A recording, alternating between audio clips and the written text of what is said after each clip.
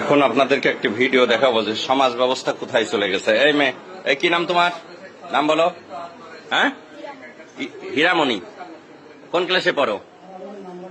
আচ্ছা, তুমি কাকে ভালোবাসো? হ্যাঁ, কি নাম?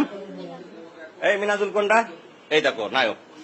এই টাকা, এদিক টাকা টাকা টাকা। তুই কি করিস? ওয়েল্ডিং এর কাজ করিস। আর তুমি পড়ো কোন ক্লাসে? বেনাপোল মাধ্যমিক বিদ্যালয়ে, তাই না? ক্লাস 6-এ। এই তুমি তুমি হ্যাঁ, এই মাথা ইয়ে করো। তোমার বয়স হাতে হয়নি। কি নাম তোমার? তুমি ক্লাস 6-এ পড়ো? 7-এ। তো তোমার সম্পর্ক এই ছেলের সাথে, ও ক্লাস 7-এ পড়ে। এই দেখেন ব্যাগ বক্সা, বাসা বাড়ি থেকে এই যে স্বর্ণালঙ্কার সবকিছু নিয়ে, টাকা পয়সা নিয়ে, হ্যাঁ তারা হচ্ছে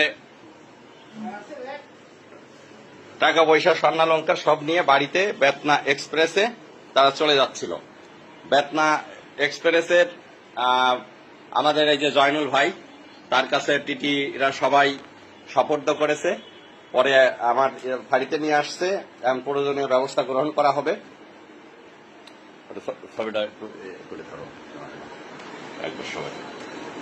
এটা অবশ্যই অভিভাবকরা এই মুহূর্তে আসবে। অভিভাবকদের আসার পরেই আমরা আইনগত ব্যবস্থা যেটা হয়। খুবই দুঃখজনক এই সমাজ ব্যবস্থা কোথায় চলে যাচ্ছে। সন্তান আমারও আছে, আপনারও আছে। সন্তানদের প্রতি আসলে অভিভাবকদের খেয়াল রাখার পরেও সম্ভব হয়ে ওঠে না সবার। ওই একটা মেয়ের বাবা থাকে বিদেশ, আর এটা ক্লাস 7-এ পড়ে, তারা একই স্কুলে পড়ে, আর একটা ওয়েল্ডিং এর কাজ করে, খুবই অল্প বয়স্ক, যেটা মানে ভাবা যায় না। তারা অলরেডি বাড়ি থেকে পালায়ে তারা হচ্ছে এখন চলে যাচ্ছে। কোথায় যাওয়ার উদ্দেশ্য ছিল? কোথায়? এই খুলনা। কোথায় খুলনায় যায়? কি উদ্দেশ্য ছিল বল দিনি? কি পরিকল্পনা করেছিলি বল, কথা বল। কি পরিকল্পনা করছিলি? কি পরিকল্পনা করছিলি?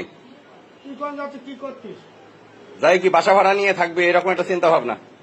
তো বিয়ে হয়? তোদের বয়স হয়েছে, বিয়ে হইতো? বল। অযথা তো পুলিশকে তোরা হয়রানি করতি। যাই হোক ভিউয়ার্স, এই হচ্ছে সমাজের অধঃপতন। ভালো থাকবেন সবাই। আসসালামু আলাইকুম।